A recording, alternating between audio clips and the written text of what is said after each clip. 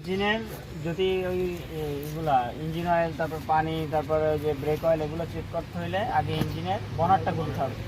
বনারটা করতে হলে বনারটার একটা লক আছে, এই যে দেখুন, দেখছেন গাড়ির লোগো দেওয়া, সামনেটা উঠানো, এই যে টান দিলাম, এই যে আনলক হলো। এই যে লকটা আছে, এই লকটা আরেকটা গাড়ির যাইয়া ওইখানে আপনি নাও পাইতে পারেন। সব গাড়ির এই সিস্টেমগুলো এক জায়গায় থাকবে না। ফোনের একটা ফোনেই আপডেট হয় না, আপডেট হয়ে সেটিংগুলো অন্য জায়গায় চলে যাবে। এর জন্য আপনার জানতে হবে ওই গাড়িটা যাইয়ে আগে যে এইগুলো সিস্টেমগুলো কোথায় আছে, বা স্টার্টিংটা আপনার যেদিকে থাকবে সিস্টেমগুলো ওই দিকে থাকবে। এটা যদি ডান দিকে থাকে ডান দিকে, এটা যদি বাম দিকে থাকে সিস্টেমগুলো বাম দিকে থাকবে। লাগানোর পরে এখন কিন্তু আসতেছে না, তার মানে কি এখানে একটা লক আছে, এখানে লকটাও আনতে হবে। লকটা কোনটা? এই যে লকটা, এই লকটা যতক্ষণে টাচ না করবেন ততক্ষণে এটা খুলবেন। লকটা খোলার পরে আমরা এটা এখানে বসাইলাম। হ্যাঁ, বসানোর পরে কী করবো, প্রথমত চেক করবো আমরা ইঞ্জিন অয়েলটা ঠিক আছে কিনা। এটা ইঞ্জিন অয়েল চেক করার গ্যাস, বা এটাকে ডিপস্টিক বলে, এটাকে ডিপস্টিক বলে আর কি। ভিতরে একটা গামছা আছে এটা। আচ্ছা, এটার লেভেলটা কিন্তু আপনি গাড়ি স্টার্ট হওয়ার পরে বুঝতে পারবেন না, এটা যখন স্টার্ট হবে না তার আগে চেক করতে হবে। যেমন আপনি সকালবেলা গাড়িতে স্টার্ট দেবেন, তার আগে এটা চেক করে নেবেন এটা ঠিক আছে কিনা।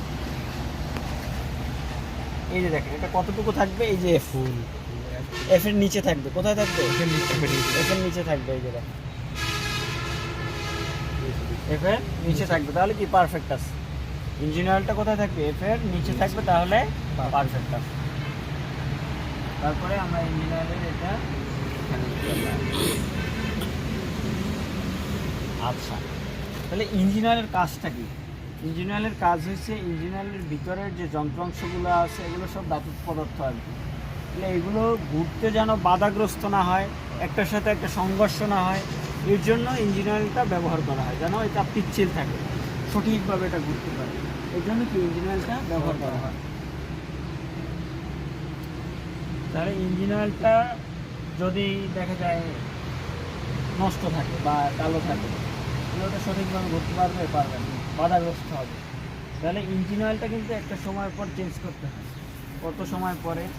2500 কিলোমিটার চালানোর পরে ইঞ্জিন অয়েলটা চেঞ্জ করতে হয়। ইঞ্জিন অয়েলের উপরে ডিপেন্ড করবে যে ইঞ্জিনটা কত ভালো থাকবে, কতটা সার্ভিস দিবে, সম্পূর্ণই ডিপেন্ড করবে ইঞ্জিন অয়েলের উপর। তাহলে একটা সময়ের পরে আমাদের ইঞ্জিন অয়েলটা চেঞ্জ করতে হবে 2500 কিলোমিটার পরে। চেঞ্জ করা ইঞ্জিন অয়েলের সাথে সাথে ইঞ্জিন অয়েলের একটা ফিল্টার আছে, এটাও চেঞ্জ করতে হবে। অয়েল ফিল্টার, এটাও চেঞ্জ করতে হবে। যেহেতু এই যে ইঞ্জিন অয়েলটা কিন্তু এখন ইঞ্জিন থেকে চেম্বারে যাইতেছে, জমা হইতেছে, যখন আবার স্টার্ট হয় ওই চেম্বার থেকে আবার ইঞ্জিনের ভিতরে আসে, ওই যে ফিল্টার হয়ে ইঞ্জিনের ভিতরে আসে, আবার ফেলে যায়। তাহলে এটা চেঞ্জ করার সময় আমাদের ফিল্টারটাও আর ইঞ্জিন অয়েল কিন্তু কমবে না। এই যে লেভেলটা আছে না, আপনি যখন ঢালবেন এই লেভেল পর্যন্তই থাকবে, এটা কমবে না, কমার কথাও না। ইঞ্জিন অয়েলের কাজই ঘুরতে সাহায্য করে। এটা যখনই দেখবেন কমতেছে, তার মানে কি ইঞ্জিনের ভিতরের যে যন্ত্রাংশগুলো আছে এগুলো সমস্যা আছে, এর জন্য ইঞ্জিন অয়েলটা কমতেছে। তাহলে এটা কমতে থাকলে একটা মিস্ত্রির দক্ষ একটা মিস্ত্রির কাছে দেখাইতে হবে যেটা একটু সমস্যা আছে।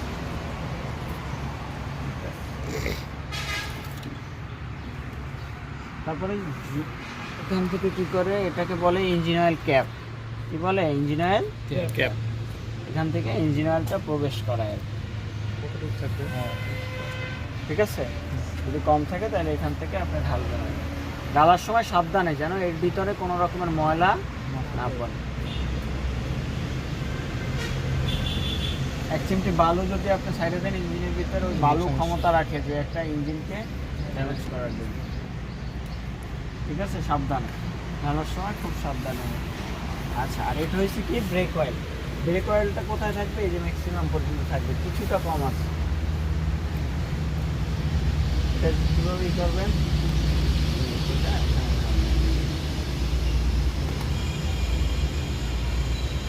এই যে ইঞ্জিন অয়েল আর ব্রেক অয়েল বা যে কোনো কিছু একটা কিন্তু একটারই কাজ।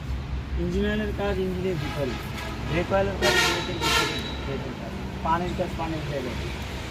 তারপরে যে কোনো জিনিস থাকবে একটার ভিতরে যদি আরেকটা প্রবেশ করে তাহলে কিন্তু সেটা ভালো হবে না, একটু সমস্যা হবে।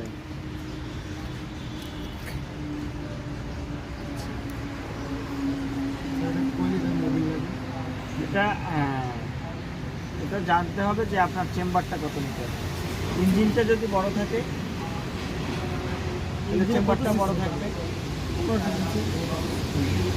যেমন বাইকে 800 গ্রামও আছে, 900 গ্রামও আছে, 1 লিটারও আছে, 1.5 লিটারও আছে, এরকম। ইঞ্জিনটা কত বড় বা ইঞ্জিনের চেম্বারটা কত বড় সেটা আগে জানতে হবে। আমার যদি দেখা যায় আমার এই গাড়ির চেম্বারটা 3.5 লিটার ধরে আছে, তার দাম ক্ষমতা 3.5 লিটার আছে, এটা আপনি গ্যাসটা এটা মাপ দিলেই বুঝতে পারবেন যে ইঞ্জিন অয়েলটা কতটুকু ই করে, লেভেলটা কতটুকু ডালবেন, এখান থেকে ডালবেন আর লেভেলটা দেখবেন কতটুকু আছে। এফের উপরে আসা যাবে না আর একদম নিচেও যাওয়া যাবে, এফের দাগ বরাবর থাকবে, তাহলে পারফেক্ট আছে। তাহলে ইঞ্জিন অয়েলের জানতে হবে যে আপনার চেম্বারটা কত লিটার।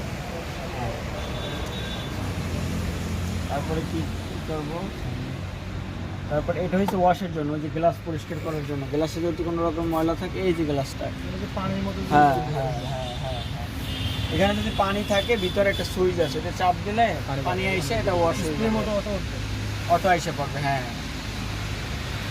তাহলে এটার ভিতরে আপনি কি দিতে পারবেন, পানির সাথে আপনি লিকুইড, দেখা যায় শ্যাম্পু দিতে পারেন। কিন্তু হ্যাঁ, শ্যাম্পু হ্যান্ড ওয়াশ দেওয়া যাবে, ঠিক আছে, কিন্তু ডিটারজেন্ট দেওয়া যাবে না। ভিতরে ডিটারজেন্টের ভিতরে দানা আছে, লিকুইড। হ্যাঁ, যখন ওইটা টান দেওয়া হবে দানাগুলো পাইপটা ব্লক হয়ে যাবে, পানিগুলো পাস হবে না। তারপরে এটা আমরা লাগাই দিলাম। তারপরে এই যে সিস্টেমটা আছে এটা হচ্ছে কুলিং সিস্টেম। ইঞ্জিনটা যেহেতু দীর্ঘ সময় ধরে চলে, এটা অবশ্যই গরম হওয়ার কথা, তার জন্য এই যে কুলিং সিস্টেমের মাধ্যমে ঠান্ডা হয়। কুলিং সিস্টেমের এইটা হচ্ছে রেডিয়েটর, সম্পূর্ণটা রেডিয়েটর। এটা হচ্ছে রেডিয়েটরের পাইপ, আপার হুইস পাইপ, এটা লোয়ার হুইস পাইপ। আর এটা হচ্ছে রেডিয়েটরের প্রেশার ক্যাপ, এইখানে পানিটা দেওয়া হয় আর কি, এখান থেকে পানিটা প্রবেশ করে, এটাকে বলে রেডিয়েটরের প্রেশার ক্যাপ। এই যে পানিটা এইখানে থাকলে পারফেক্ট আছে, ঠিক আছে, কিন্তু কম গেলে নাড়তে হবে, পানিটা পূরণ করতে হবে। আর পানিটা কমে না, এই পানিটাও কমে না, যদি লিক ঠিক থাকে তাহলে এটা পড়ে যেতে পারে, কিন্তু পানিটা কমে না। কমতে পারে কতটুকু, দেখা যায় বাষ্প হয়ে কিছুটা গেলে, এটা স্বাভাবিক। আর এটা হচ্ছে রেডিয়েটরের রিজার্ভ ট্যাঙ্ক, এটা হচ্ছে রিজার্ভ ট্যাঙ্ক। যদি এইখানে কোনোভাবে পানিটা না থাকে তাহলে এখান থেকে যাবে, ঠিক আছে, এই দুইটাই ফুল রাখতে হবে। আর এটা যদি গরম থাকে গাড়ি, তখন কিন্তু এটা খোলা যাবে না সাথে সাথে, যদি খোলাও লাগে এমার্জেন্সিভাবে কমপক্ষে আধা ঘন্টা রাখতে হবে, তারপর খুলতে হবে। কীভাবে খুলতে হবে, এই যে দেখেন লাগাই দিলাম। লাগানোর পরে হাতে একটা যে কোনো কিছু থাকবে আপনি তখন, এটা আগে, হ্যাঁ, কাপড় জাতীয় এখানে দিবেন, দিয়ে আপনার ফেসটা এইদিকে থাকবে। তারপর আস্তে করে পেপসির বোতল যেভাবে করেন না, হ্যাঁ, পেপসির বোতল যেভাবে খুলেন ওইভাবে কিছুক্ষণ খুলে এই যে রাইখে দিলাম, গ্যাস যদি থাকে বের হবে, আবার এই যে খুলে দিলাম।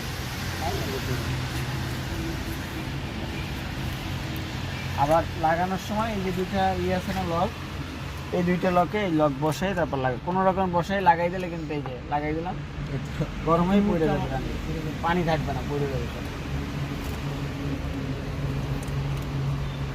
সুন্দর মতো এই যে লাগাই দিতে হবে।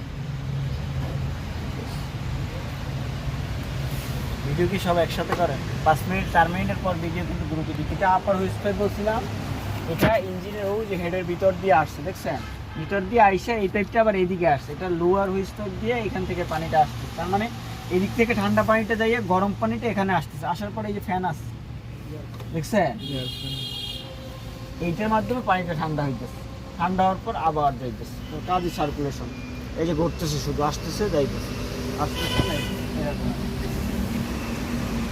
যদি এই ফ্যানটা না ঘুরে তাহলে তো গরম আসতেছে, আবার গরম যাইতেছে, পানি না থাকে তাহলে পানি তো যাইতেই পারবে না, তাহলে ইঞ্জিনটা ওভারহিট হবে। তখন ওভারহিট হইলে সেটা বুঝবেন কিভাবে, ওই যে মিটার বোর্ডে টেম্পারেচার একটা আছে, মিটার দেওয়া আছে, ওটা যখনই দেখবেন এটা মাঝামাঝি থাকে, সি আর এস এই দুইটার মাঝামাঝি থাকে, যখনই দেখবেন যে এর উপরে উঠতেছে তার মানে কি গাড়িটা ওভারহিট হইতেছে, গরম হইতেছে, তাহলে গাড়িটা আর চালানো যাবে না। যখনই দেখবেন যে গাড়িটা গরম হইতেছে, গাড়িটা আর চালানো যাবে না, বন্ধ করে দিতে হবে সাথে সাথে। বুঝতে হবে যে কোনো সমস্যা আছে, এর জন্য গরম হইতেছে, গরম হওয়ার কথা না, ওই লেভেলেই থাকার কথা যত চলুক না কেন। ঠিক আছে, যদি গাড়ির কোনো ত্রুটি না থাকে তাহলে গরম হওয়ার কথা না।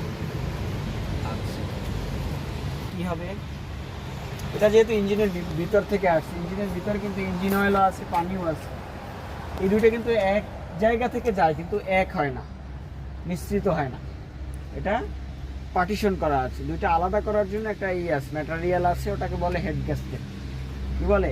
Head gasket. ইঞ্জিন অয়েল আর পানি দুইটা আলাদা রাখে আর যখনই এটা গরম হইতেছে, গরম হইতে হইতে কী হয়, ওইটা ফাইটে যায়। ফাইটে যাওয়ার পর কি হয়, ইঞ্জিন অয়েল আর পানি মিক্স হয়ে যায়, মিক্স হয়ে দলে দেখবেন যে আঠা আঠা হয়ে যায়। তখন ওই অবস্থায় যদি চালান, ইঞ্জিন চলতে চলতে ঘুরতে ঘুরতে একসময় বন্ধ হয়ে যাবে, আর স্টার্ট হবে না। তার মানে কি ইঞ্জিনটা বিকল হয়ে গেল, সিজ হয়ে গেল। ওই ইঞ্জিন কী করতে হবে না, আপনি কাজ করাইতে পারবেন, কাজ করাই তারপর আবার চালাইতে পারবেন। এটা দেখা যায় আপনার যখন আপনি গরম হয়েছে, পানি নেই, পানি দিলে ঠিক হয়ে যায়, ফ্যান করে নেয়, ফ্যানটা ঠিক করলে ঠিক হয়ে যায়। তো যখনই ইঞ্জিনের ভিতরে ওই যে হেড গ্যাসকেট পর্যন্ত ছিলেন তখনও ঠিক ছিল, হেড গ্যাসকেটের দাম ফাইটে গেল তখনও ঠিক ছিল, 3000 টাকা বা 2500 টাকা, মিস্ত্রি সহ 5000 টাকা। যখনই ইঞ্জিনের ভিতরে চলে গেল তখন কমপক্ষে যদি কমও লাগে 30 থেকে 40,000 টাকা আপনার লাগবে। কিন্তু তারপরেও ওই যে কাজ করাইবেন ঠিক আছে, কিন্তু ইঞ্জিনের সার্ভিসটা আগের মতো পাওয়া যাবে না। নতুন তো নতুন, মডিফাই তো মডিফাই, এরকম। তাহলে যদি দেখি আমরা যে টেম্পারেচারটা বাড়তেছে, তাহলে আর গাড়ি চালানো যাবে না। ত্রুটিটা কোথায় এটা জানতে হবে। আচ্ছা, ঠিক আছে, জানি সবাই ব্যাটারির দুইটা পয়েন্ট আছে, প্লাস মাইনাস। এটা যখন খুলতে হয় তখন আগে মাইনাসেরটা খুলতে হবে, যখন লাগাইতে হবে তখন আগে প্লাসেরটা লাগাইতে হবে। ঠিক আছে। আর এই ব্যাটারিতে অনেক সময় যে কার্বন জমে, দেখছেন জমছে, সবুজ বর্ণের হইতে পারে, সাদা বর্ণের হইতে পারে। এই কার্বন জমলে দেখবেন কার্বনটা যদি জমতে জমতে মোটা হয়ে যায়, লাইনটা পাস হবে না। তখন কি এটা খুলে আপনি হাতে একটা ব্রাশ নিয়ে একটু গরম পানি দিয়ে ডলা দেবেন, হয়ে যাবে, দেখবেন যে কাজ হয়ে গেছে। ঠিক আছে। আর ব্যাটারিটা লাগানোর সময় প্লাসের জায়গায় প্লাস, মাইনাসের জায়গায় মাইনাসই লাগাইতে হবে। এই যে তার আছে, এটা প্লাসের তার, এটা মাইনাসের তার। প্লাসের তারটা সবসময় মোটা থাকে, মাইনাসের তারটা চিকন থাকে। আর এখানে ক্যাপ দেওয়া থাকে, অনেক গাড়িতে ক্যাপ দেওয়া থাকে, এটা লাল ক্যাপ, এটা কালো ক্যাপ থাকে। ঠিক আছে, বা এই চিহ্ন দেওয়ার জন্য এই যে লাল একটা কস্টেপ মাইরে দিচ্ছে। কিন্তু উল্টো পাল্টা লাগাইলে কিন্তু ফায়ার করে সব লাইন টেন শর্ট হয়ে যাবে একদম। ঠিক আছে, এগুলো বুঝছেন তো মোটামুটি যা দেখাইলাম? ঠিক আছে। এই যে লকটার উপরে চাপ দিতে হবে, ঠিক আছে। 2 হাত দিয়ে কেন, দেখা যায় 1 হাত দিয়ে লাগাইলাম, একটা হাত এখানে ভুলে থাইকে গেল, নতুন অবস্থায় তো, এর জন্য 2 হাত দিয়ে লাগানো, ভুল না হয়। বসলাম, বসার পর এখন প্রথমেই টেম্পারেচার মিটারটা দেখে আপনাদের। এইটা হচ্ছে টেম্পারেচার মিটার, সি আর এইচ লেখা আছে, দেখছেন? এই সি আর এইচ দুইটার মাঝামাঝি থাকবে, তাহলে পারফেক্ট আছে। ঠিক আছে। যখনই দেখবেন যে এর উপরে যাইতেছে তখন ইঞ্জিনের ওভারহিট হইতেছে, কোনো সমস্যা হয়েছে। আর এই লালের উপরে গেলে একদমই ডেঞ্জার আর কি, তখন ওই যে হেড গ্যাসকেটের কথা বলছে তো, ওইটা ফাইটে যেতে পারে। আচ্ছা, এর পাশের যেটা আছে এটা কিলোমিটার, যে কত কিলোমিটার স্পিডে গাড়িটা চলতেছে। তারপরে এর পাশেরটা কত, এটা হচ্ছে ফুয়েলের মিটার আর কি, যে আপনার গাড়ির ফুয়েলটা কতটুকু আছে। ঠিক আছে। আচ্ছা,